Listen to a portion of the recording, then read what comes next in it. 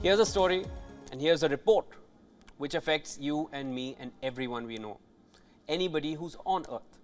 From mountain peaks to ocean depths, climate change continued its advance in 2022. The relentless advance of climate change brought more droughts, flooding and heat waves to communities around the world. This is according to the annual report from the World Meteorological Organization. The report, titled The State of the Global Climate 2022, released by the United Nations, has revealed that in the past few years, temperatures in Europe have increased sharply, causing some 15,000 heat wave-related deaths in 2022 alone. In some areas, extreme heat was coupled with exceptionally dry conditions as well. The report further states that the years between 2015 to 2022 were the warmest on record, despite 3 consecutive years of a cooling La Nina.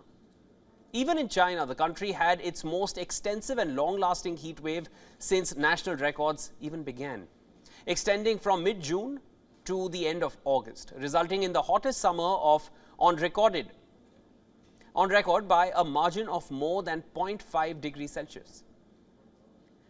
And as the mean temperature of the world was increasing, according to the report, global sea levels rose twice as quickly as they did 2 decades ago as a result of the massive melting of the world's glaciers. This is a cause of concern, as rising sea levels threaten some coastal cities and the very existence of low-lying states. The annual report also stated last June and July, sea ice in Antarctica receded to record lows and the melting of some European glaciers was off the charts. Between October 2021 and October 2022, the average thickness of the world's reference glaciers, those for which long-term measurements are available, decreased by more than 1.3 meters, a loss far greater than the average over the previous 10 years. And since 1970, there has been a total loss of about 30 meters of thickness due to a combination of insufficient winter snow, a Saharan dust invasion in March 2022, and heat waves between May and early September. The Alps broke records for glacier melt in Europe. Meanwhile, rainfall has been below average in 5 consecutive wet seasons, the longest such sequence in 40 years. In the African continent, drought has gripped East Africa. As of January 2023, it was estimated that over 20 million people faced acute food insecurity across the region due to the lack of availability of water. In Somalia, almost 1.2 million people became internally displaced by the catastrophic impacts of drought and pastoral and farming livelihoods. But record-breaking rain in July and August led to extensive flooding in Pakistan. The record-breaking rainfall left huge swathes of the country underwater. There were over 1,700 deaths in Pakistan. 33 million people were affected, while almost 8 million people were displaced. The flooding in Pakistan led to the total damage and economic loss assessed at $30 billion. As the world faces the consequences of climate change, climate scientists have warned that the world could breach a new average temperature record in 2023 or 2024, fueled by climate change and the anticipated return of a warming El Nino conditions.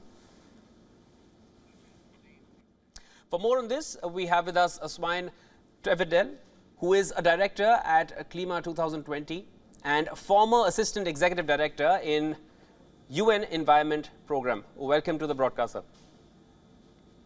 Thank you. Mr. Tvedt, going by the World Meteorological Organization report, how reversible or non-reversible is the climate situation at the moment? Well, it will accelerate, and it's not that easy to reverse these happenings. In this report you mentioned, and all the figures that came just before this interview, it's nothing new.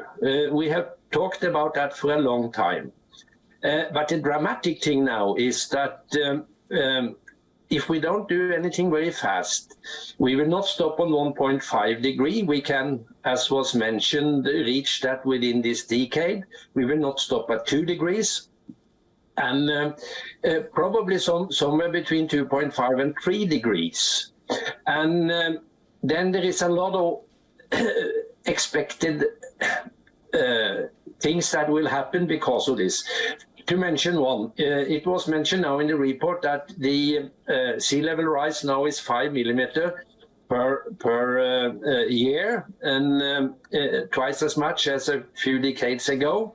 But if we are coming up to 2.53 degrees, we will see much more sea level rise. It will probably pass 1 meter, maybe 1.5, and that is goodbye to the small island states like Maldives and so forth. So the situation is extremely dangerous, and the only thing that we can do now is to reduce emissions, and we don't do it. So the report also mentions how climate change is affecting recurring events in nature, such as when trees blossom or when birds migrate. Will there also be a change in seasons? The number of months winter or summers last, or the months in which they typically occur, will we see such changes as well going forward? Could you repeat the question? There are effects on the environment. There are basically when trees blossom or when birds migrate. There is a shift in that timing as well because of climate change. My question is, the typical months in which winter and summers exist, will that also change going forward? Yeah, definitely yes. And in addition to climate change, there is another threat to the next generation, and that is that the nature is disappearing in a very fast pace. And the warming is a huge threat also to the nature. You mentioned these effects that certainly is already taking place. But if we approach 2.53 centigrades, we could see a collapse of the rainforest, because it might not be able to reproduce. So there is another turning point that is coming, and if we go towards 2.5, 3 degrees, there will be a lot of turning points like we probably have passed now when it comes to the ice. Probably the North Pole will be ice-free sometime around 2050.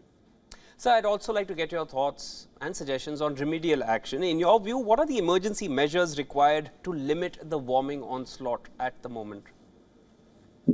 We know it, and the scientists and the UN has told what to do, and it is dramatic because we need to change emissions very fast.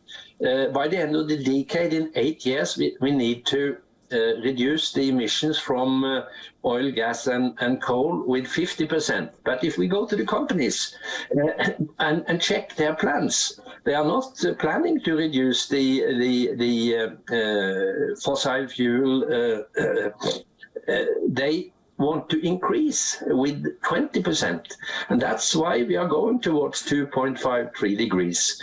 And the arguing is that, well, everybody say that we have to reduce the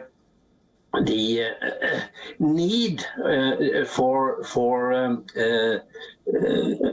fossil fuel, but the thing is that we need to stop the production and not reduce the consumption, and that is not politicians willing to do. So it looks like that we are not listening to what politicians or what the UN is saying, and it comes to put us into a very, very dangerous situation.